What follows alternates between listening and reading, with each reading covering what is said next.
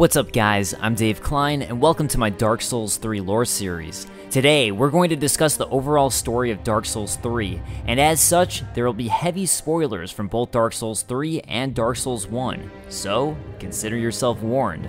Also, bear in mind this video was created pre-DLC.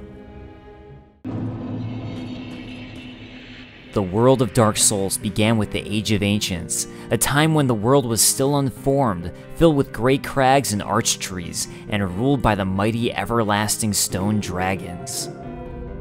But then there was fire, and with fire came disparity.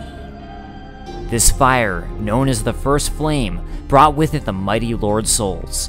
The Lord Souls were found by four beings: Nito, first of the dead, who would find the soul of death; the Witch of Izalith and her daughters of chaos, who found the life soul; the furtive pygmy, progenitor of humanity, who found a dark soul; and Gwyn, the Lord of Light, who would find the light soul. Gwyn led the charge, with the Witch of Izalith and Nito, who fought with the everlasting dragons for dominion over the world. With the help of Seath the Scaleless, who betrayed his own kind, the three were able to defeat the dragons and take rule over the land, which would become known as Lordran.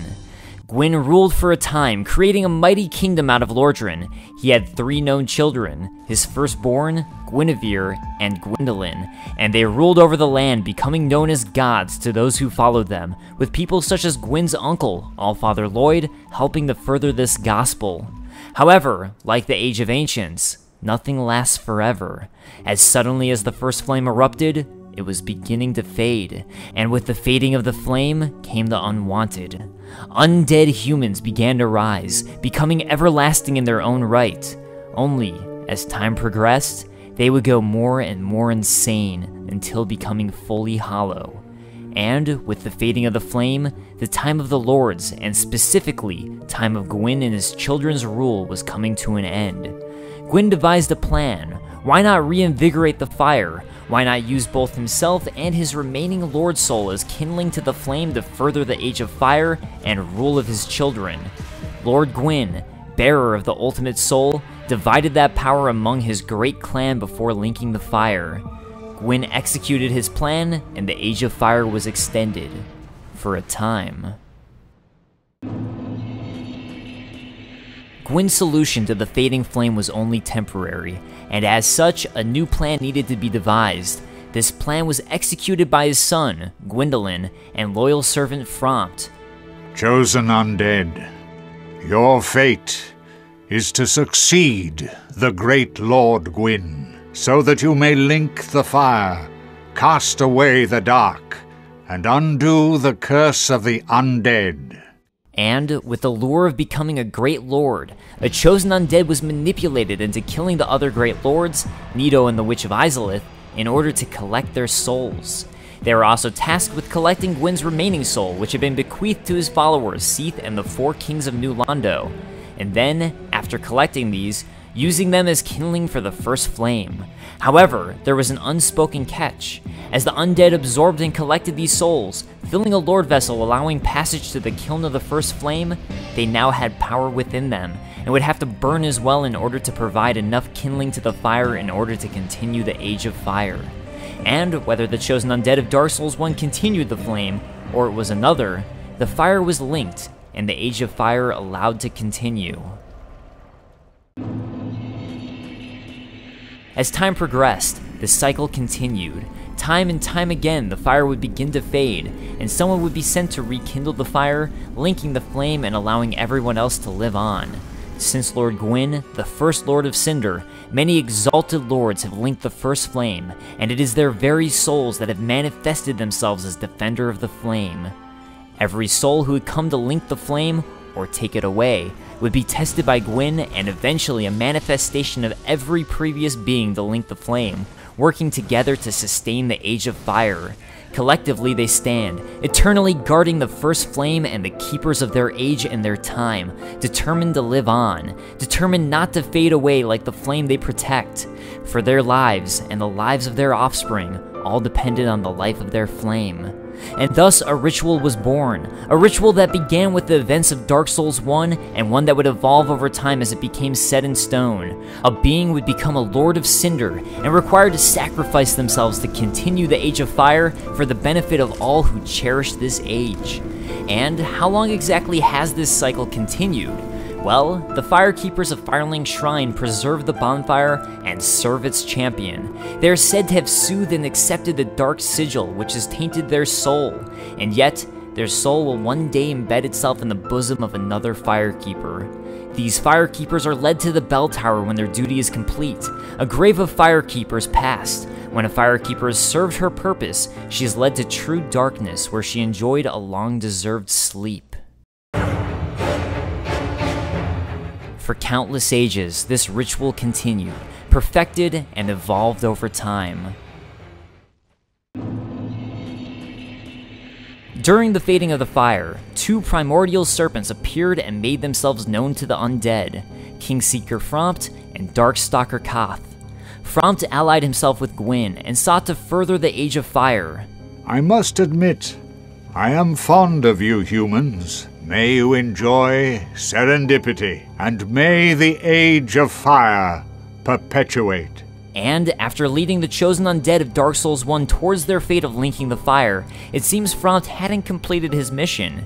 He went on to help found a great kingdom which would be called Lothric. Statues of him can be found throughout the Grand Archives of Lothric, and the Lothric bloodline was obsessed with creating a worthy heir, and when this proved impossible, resorted to unspeakable means. Suffice it to say, the path to linking the fire is a cursed one indeed. The Firelink Shrine of Dark Souls 3 is directly connected to Lothric Castle, and multiple Lord Vessels, similar to the one required to enter the Kiln of the First Flame in Dark Souls 1, can be found throughout the Kingdom of Lothric.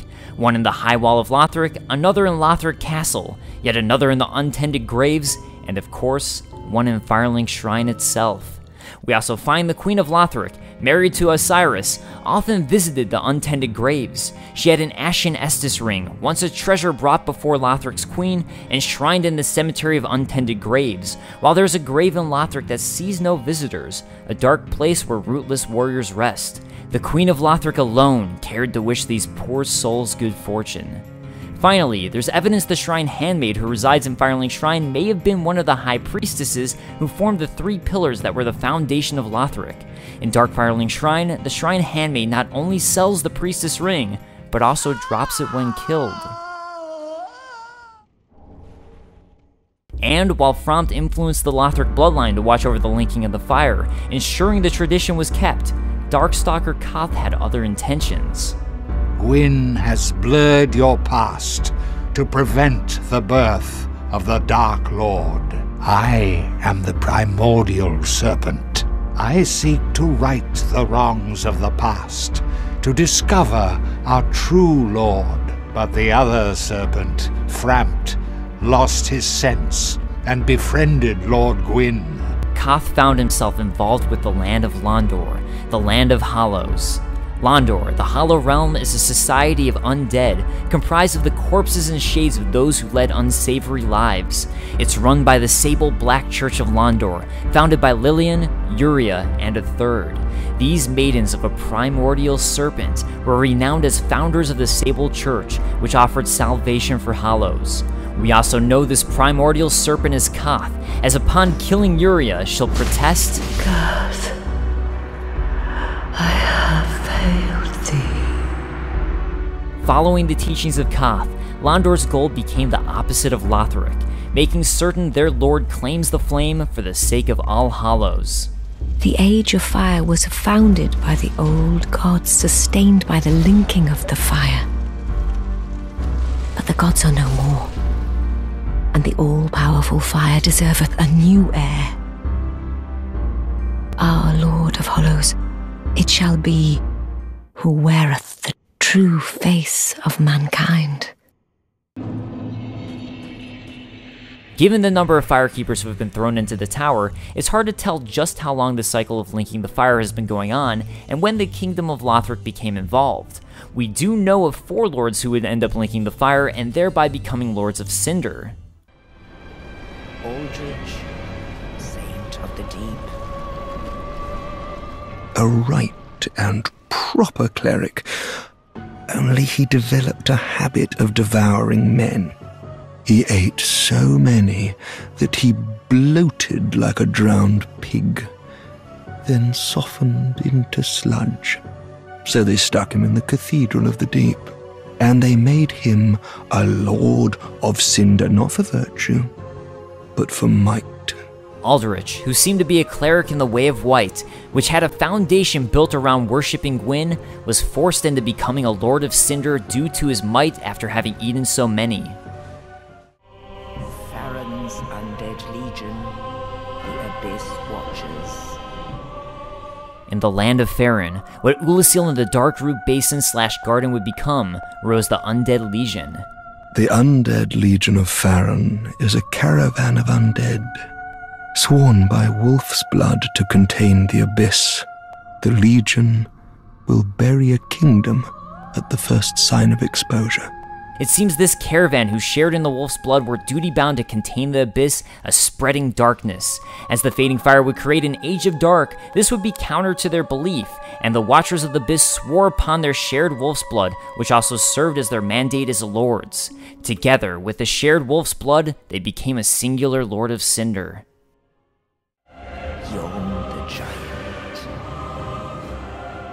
Yorm, a descendant of an ancient conqueror, led the people of the profane capital.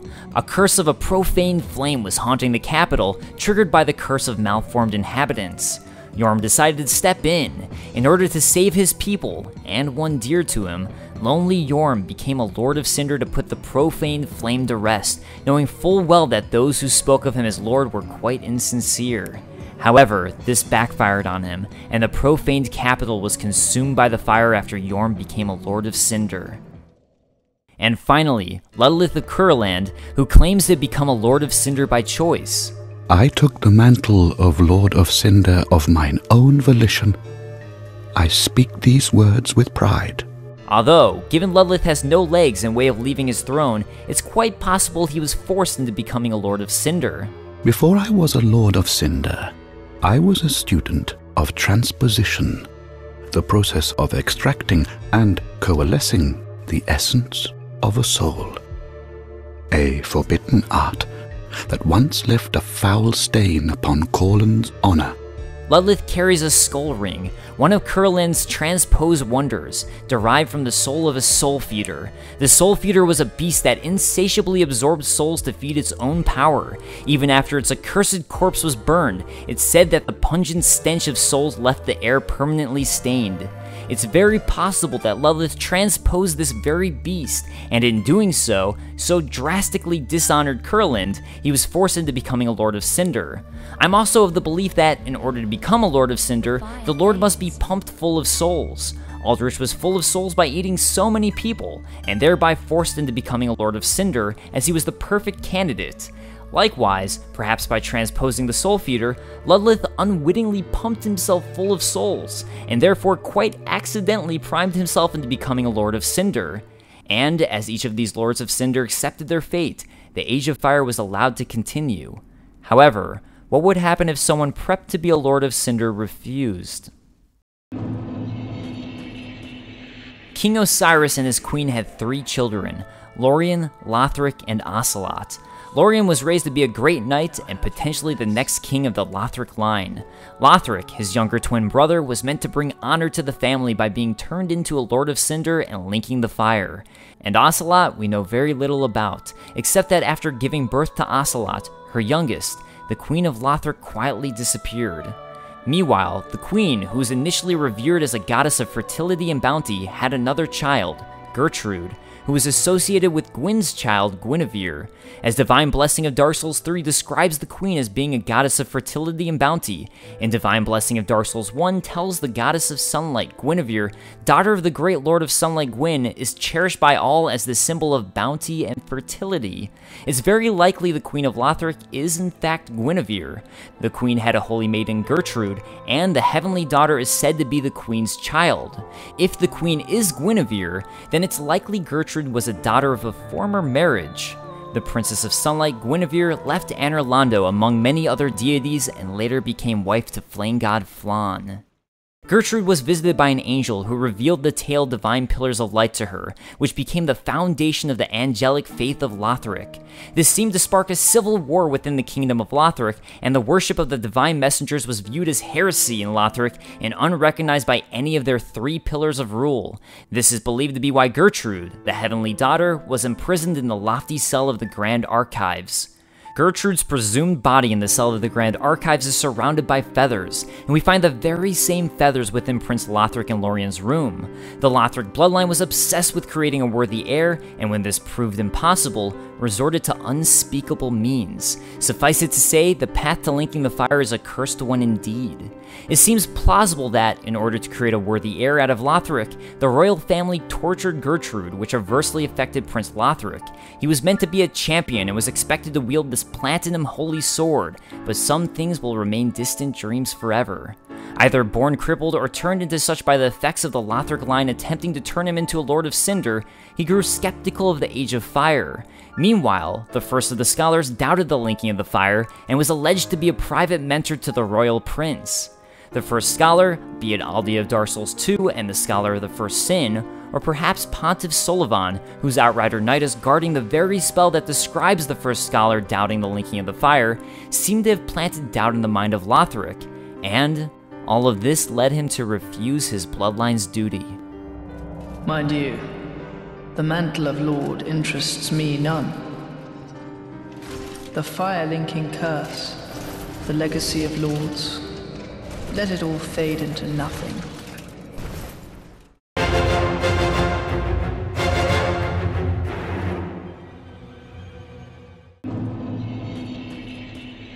When the link of fire is threatened, the bell tolls, unearthing the old lords of Cinder from their graves. It's my belief, and this is speculation, that as the fire fades, it needs more and more souls in order to be rekindled to its former glory. As Prince Lothric refused to kindle the fire, it faded to a point where it needed even more souls, and thus a safety catch was created. A bell would toll, causing the former Lords of Cinder to rise, who would need to re-sacrifice themselves to the fire along with the latest Lord of Cinder. However, linking the fire isn't a pleasant affair. It singeeth to the bone. It hurts. Please, help me. Be done with me. No, gods, no. I cannot bear it. It burns. Help me. And the former Lords of Cinder refused to re-link the fire. When Aldrich ruminated on the fading of the fire, it inspired visions of the coming age of the deep sea. He knew the path would be arduous, but he had no fear. He would devour the gods himself. Aldrich instead chose to welcome the new age and become a god of it by eating the other gods. Yorm, coming back to a kingdom devoured by the very profane flame he had tried to prevent, and thusly losing someone important to him, seemed to have lost hope. As a lord, Yorm risked everything and fought unflinchingly as a one-man vanguard. Following the loss of the one he wished to protect, he forsook his shield. It seems he lost himself and no longer cared for the Age of Fire. Meanwhile, the Undead Legion seemed to lose their minds. With their goal to wipe out and stop any spreading dark and Sign of the Abyss, they perpetually remain in the Farron catacombs, killing one another as they continuously rise in undead and tainted by the dark. All of this leading to the slow fading of the flame and a perfect opening for the worshippers of the Sable Church of Londor. In venturing north, the pilgrims discover the truth of the old words. The fire fades. A pilgrimage from Londor commenced, with pilgrims traveling to Lothric in order to further the goal set by Koth himself, to find a Dark Lord. Their mission was to find a powerful Hollow and influence them into making the flame for themselves and bringing a new Dark Age ruled by the Hollow. We see pilgrim butterflies flying towards Lothric's location and circling around it. While we know very little about the pilgrim butterflies, outside of the fact that Dragonslayer armor guarding the bridge to the Grand Archives is controlled by them, it seems they could be one of two things.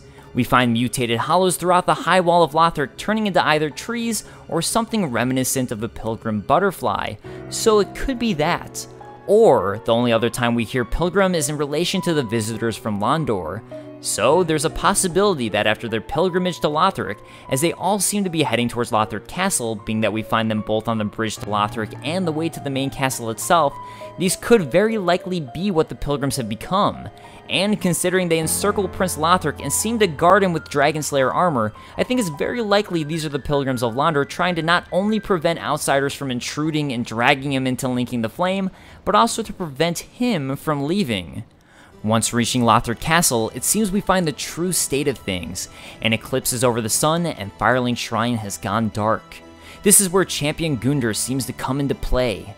Once, a champion came late to the festivities and was greeted by a shrine without fire and a bell that would not toll. He wields a halberd which he received when he was charged with his duty. I think it's possible Champion Gunder was tasked with collecting the Lords of Cinder himself. However, he was too late and the fire had already faded. Gunder is a giant, as indicated by his in-game size, and is restrained by a prisoner's chain, which was a portion of steel chain used to restrain Gunder.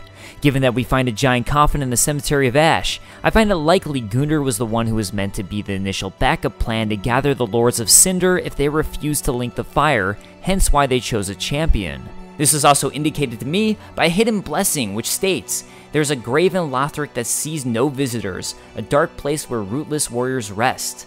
The Queen of Lothric alone cared to wish these poor souls good fortune. I think this is because everyone else was likely relying on Champion Gunder to get the job done. Gunder would only rise after the bell had rung. However, for some reason he was late in this cycle and the fire had already faded.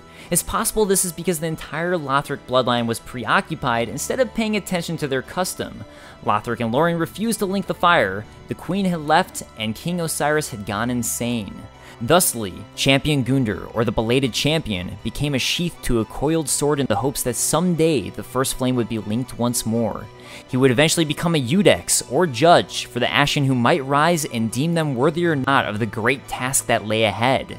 This coiled sword is only bequeathed to chosen Ash, as judged by the Eudex, who awaits the arrival of Ash as a scabbard.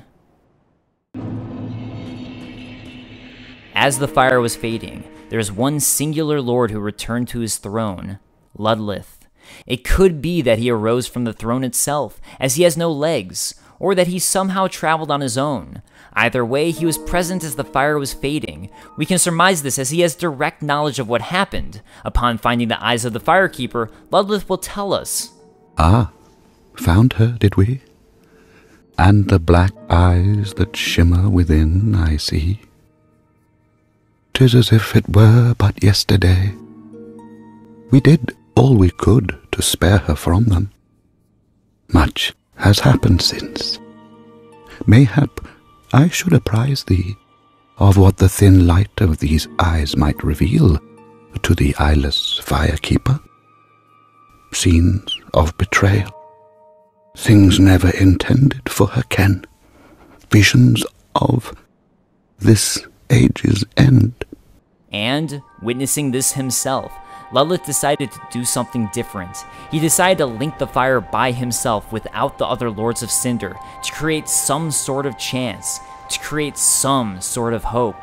The coiled sword fragment found in the Dark Firelink Shrine tells us bonfires are linked to one another irreversibly, retaining their affinity long after their purpose is exhausted, indicating the bonfire was indeed used in Firelink Shrine and possibly by Ludlith himself. The eyes show a world destitute of fire, a barren plain of endless darkness, a place born of betrayal. So I willed myself, Lord, to link the fire, to paint a new vision. He continuously mentions himself as a little flame and will mention its importance. A wee flame, belike, but I shoulder the world. Forgive me. Oh, please. I am not to blame. Interestingly, the body the Soul of Cinder is dragging during the intro looks like it could be Ludlith's.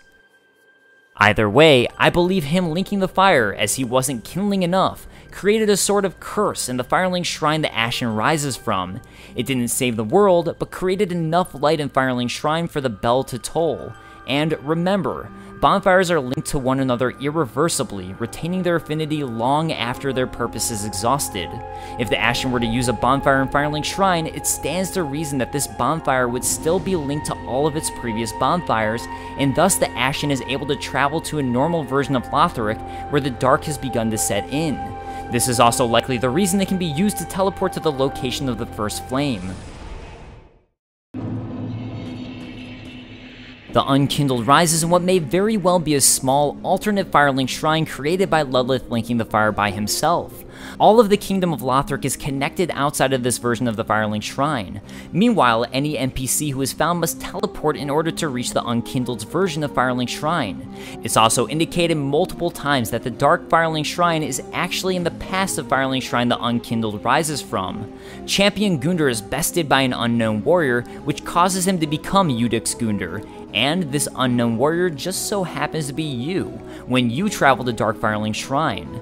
Meanwhile, if you speak to the Shrine Handmaid in Dark Firelink Shrine first, before talking to her in your alternate Firelink Shrine, she'll have a new line of dialogue indicating she recognizes you from the past. Oh, thou'rt... Oh no, 'tisn't anything, Ashen One. It's also interesting to note, gathered around the Ashen's grave in Dark Firelink Shrine are Corvians who are listening to a heretical storyteller who shares tales of the painted world to forlorn souls. Meanwhile, the Ashen Estus ring found there was left by Lothric's queen, who had it enshrined so that one day an Unkindled might profit from its use. Perhaps the Corvians too are trying to influence the Ashen who would rise. Head to the base of the high wall and seek the Lords of Cinder. Is this not the calling of your kind since ages past? It seems the Ashen are cursed to forever rise and complete this cycle of returning the Lords of Cinder to the first flame should they refuse. Link the fire. For the Lords of Cinder. For the Ashen prisoners. The Firekeeper refers to you as one of the Ashen prisoners, and it seems so too are all of the residents we find within Firelink Shrine, including the Firekeeper herself. To skirt the curse's grasp. Tarry not for long. 'Tis dark for now, and not a soul stirs. But remember, fires are known to fade in quiet. Or perhaps thou'rt captive already, like the poor girl. But, as Unkindled, you perform your duty, slaughtering both the former Lords of Cinder who refused, as well as Lothric, and bringing their ashes to Firelink Shrine. At this point, the Unkindled and you as a player must decide which path you believe is the best to take in this dying world.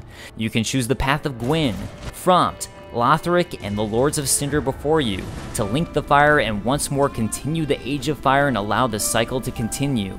You can conspire with the Firekeeper to bring about the Age of Dark, and instead put out the flame, yet allow the Firekeeper to maintain some hope. Or, if you choose,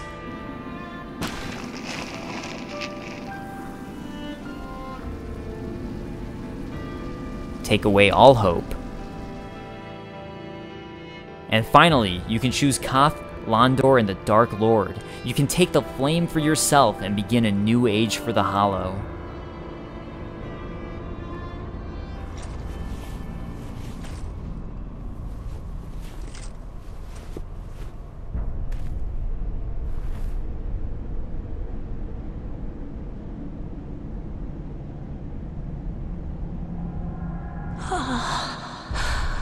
Gracious Lord, make Londor whole. Alright guys, that wraps up my Dark Souls 3 story video. I put a lot of work into this and I hope you enjoyed. If you did, I'd ask you to check out my Comedy Super Show series if you're down for a little fun, as that's another series I put a huge amount of work into and would like to continue making. And of course, let me know your thoughts in the comments below. You can always check out the rest of my Dark Souls 3 lore series for aspects of the lore in more depth, or catch up with my Dark Souls 1 lore series. And I'll see you guys next time. Peace. I mean, there's only one singular shield, the wooden shield, which is fortunate, being that wood is totally bulletproof. Shuei Yoshida, Sony Computer Entertainment's head of product development, concluded, "This is crap. This is an unbelievably bad game.